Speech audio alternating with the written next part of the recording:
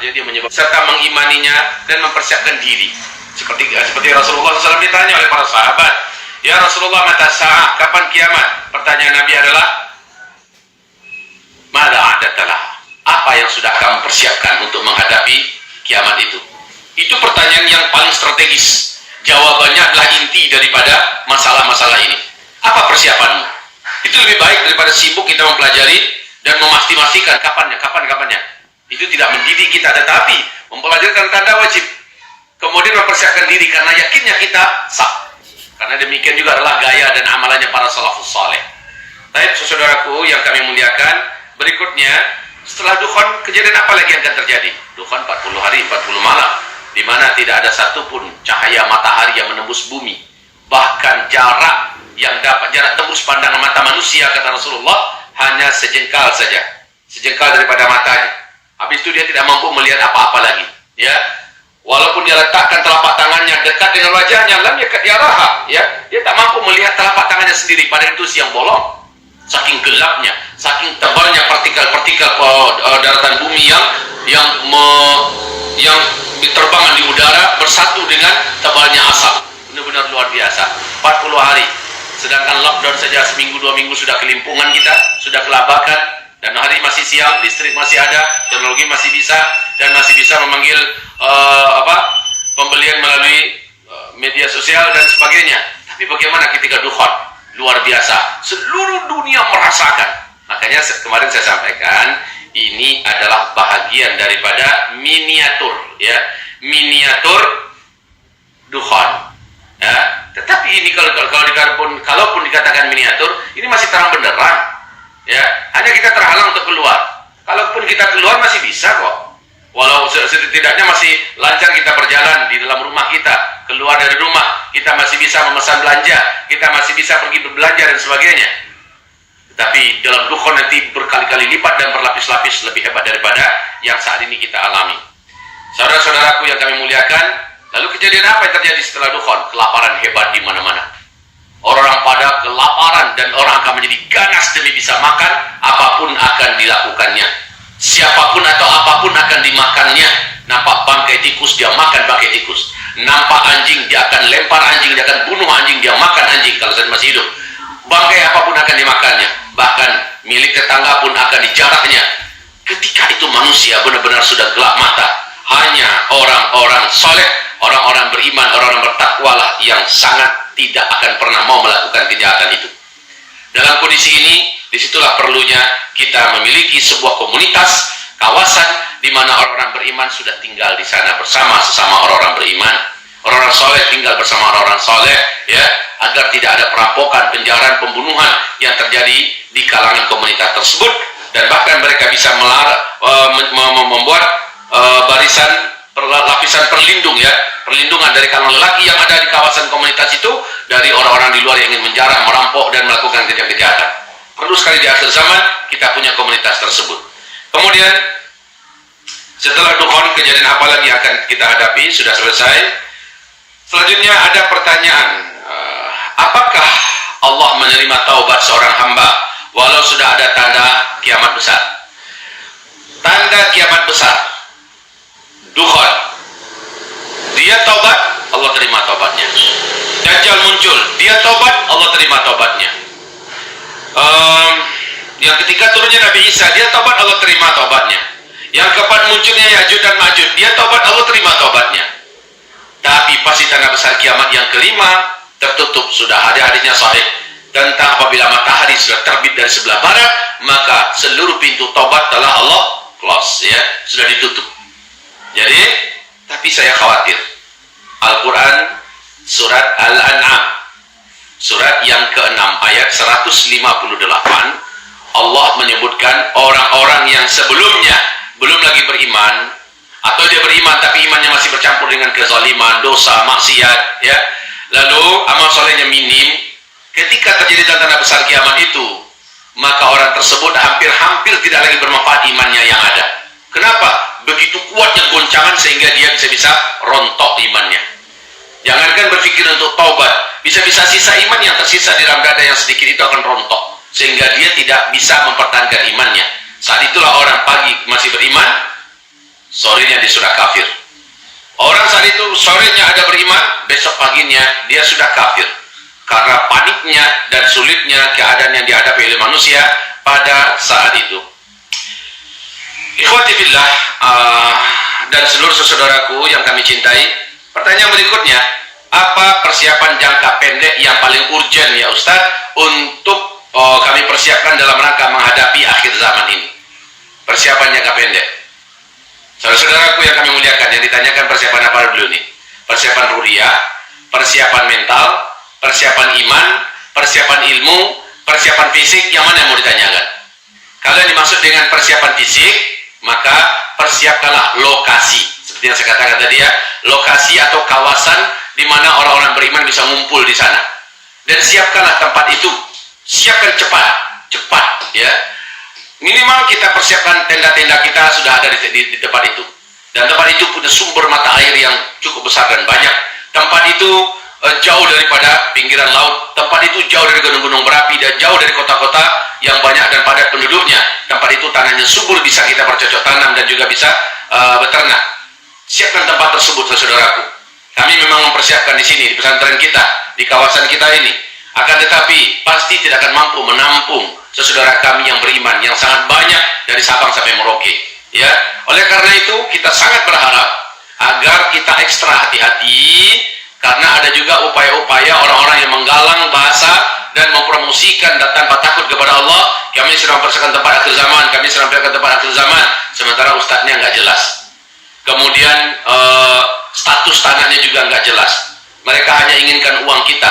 Kemudian perkara-perkara yang berkaitan dengan masalah hukum mereka nggak peduli. Hati-hati itu. Kita sudah banyak mendengarkan penipuan-penipuan dalam masalah ini.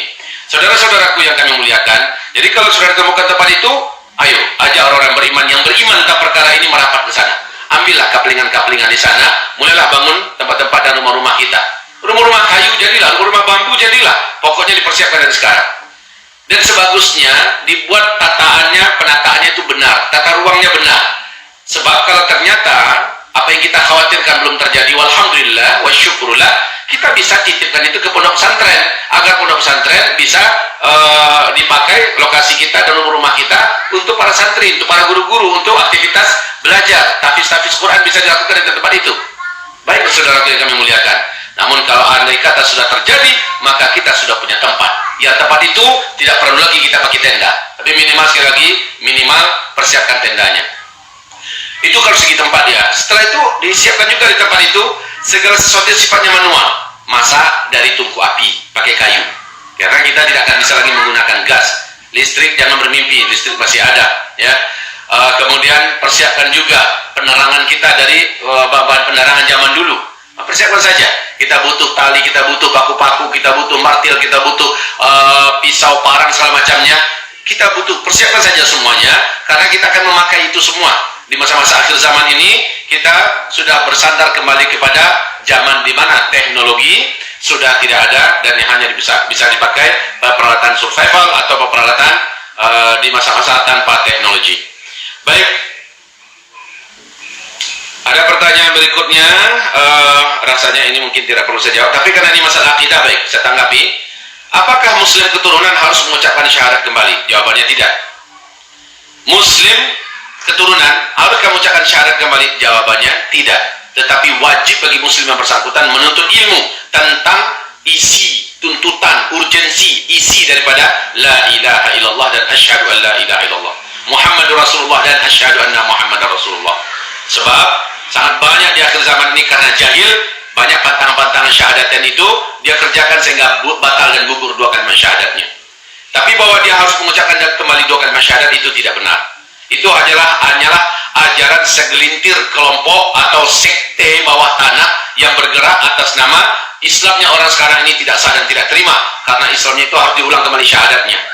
Ya, saudara yang kami muliakan, inilah ajaran sesat, aliran sesat yang bergerak di bawah tanah, katanya akan mendirikan pemerintahan Islam segala macamnya. Bukan itu, dan itu tidak benar.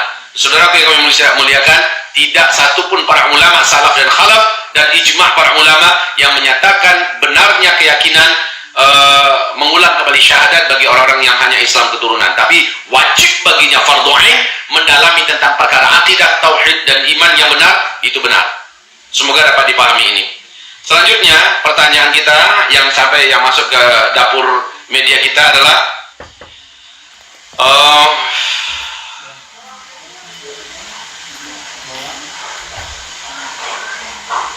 berikutnya, bagaimana pendapat Ustadz terhadap fatwa Majelis Ulama Indonesia untuk meniadakan sholat Id? Ini pertanyaan berat ya. Begini saudaraku, kita harusnya menetapkan sesuatu itu sesuai dengan zonasi tertentu dari wilayah tertentu. Kalau daerah yang memang masih wilayah hijau, maka bukankah Majelis Ulama sudah memfatwakan, ya? Kalau zona itu zona hijau masih aman, maka laksanakanlah ibadah dengan tetap menjaga rambu-rambunya. Akan tetapi saudaraku yang kami muliakan, apabila daerah itu sudah mendapatkan peringatan karena dia sudah menuju kuning apalagi merah, maka memang kita tidak akan melaksanakan itu. Saudaraku yang kami muliakan, saya dalam hal ini sami'na wa ata'na dengan fatwa Majelis Ulama Indonesia, karena mereka bukanlah ulama abal-abalan, mereka bukanlah ulama kacang-kacangan, mereka bukanlah ulama kaleng-kalengan, mereka adalah para pakar dan ahli di bidangnya. Semoga Allah Subhanahu wa taala menutupi hajat kita, semoga Allah Subhanahu wa taala mengangkat masalah kita, semoga Allah membuat kesabaran kita semakin bertambah dan bertambah sehingga kita lulus menghadapi ujian ini. Amin ya rabbana ya arhamar rahimin ya mujibas sa'ilin. Pertanyaan terakhir, apa dampaknya jika wabah ini berkepanjangan hingga musim haji? Apa dampaknya? Saudara-saudaraku yang kami muliakan, apa dampaknya jika wabah ini berkepanjangan hingga musim haji? Tidak tahulah. Ustaz, bukankah Ustaz mengatakan ini akan lampu merah? Bisa jadi, ya. Tapi kita sama-sama berharap dan berdoa semoga tidak sampai terjadi sampai musim haji. Kalau sampai bagaimana? Berarti keadaan dunia benar-benar ada di puncak ketegangan. Saya yakin sekali berada di puncak ketegangan. Sedangkan 2 bulan saja baru berjalan, sudah hampir seluruh negara, bahkan negara adidaya sekelas Amerika Serikat sudah mulai rontok, ya. Negara-negara kuat, Prancis, Inggris, Jerman, sebagainya, mulai mengalami kepanikan yang tidak terkira-kira, ya. Saudaraku, bagaimana kalau ini sampai Idul Adha? Saya tak mampu bayangkan. Ya Allah, semoga tidak pernah terjadi. Tapi kalau sempat terjadi dan dihalangi orang untuk melaksanakan ibadah haji, sudahlah, hasbunallah ni'mal wakil, ni'mal maula wa ni'mal nasir.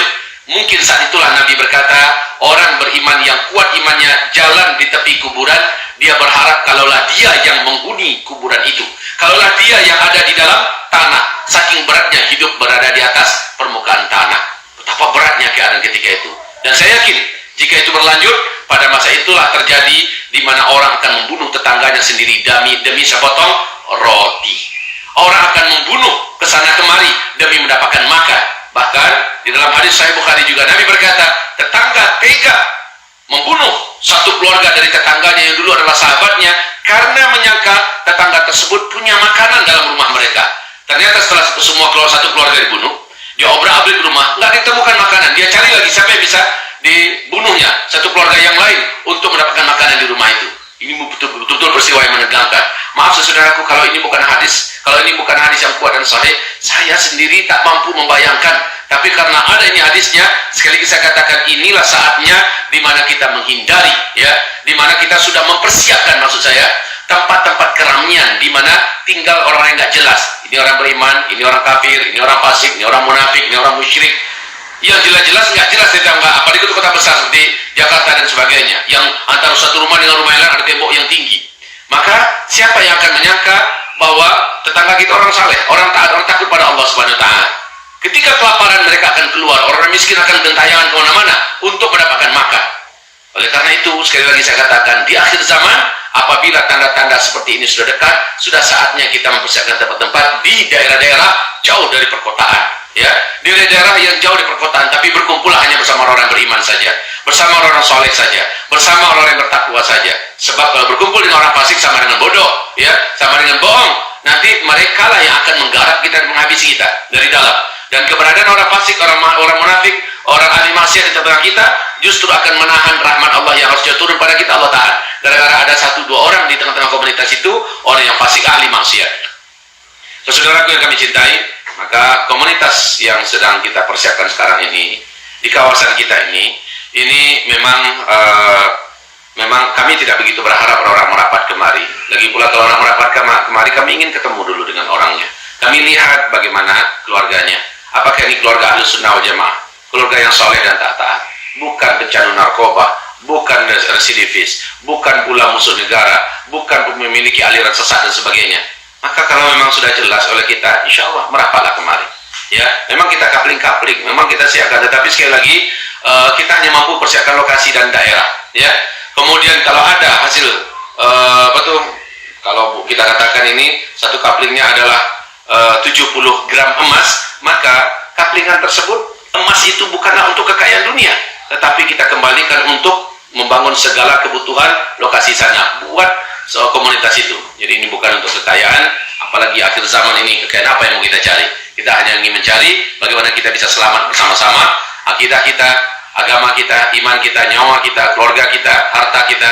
Demikian, semoga bermanfaat yang kami sampaikan. Saudara seimanku, jangan lupa insyaallah ta'ala kita dalam rangka pelebaran masjid kita, masjid pesantren, untuk bisa dipakai secara maksimal oleh seluruh santri dan ustaz-ustaz guru-guru kita, dan juga oleh warga setempat yang sekarang ini memang sudah membludak dan tidak dapat menampung lagi ketika kita acara-acara gabungan dengan warga dan masyarakat sudah tidak tempat lagi.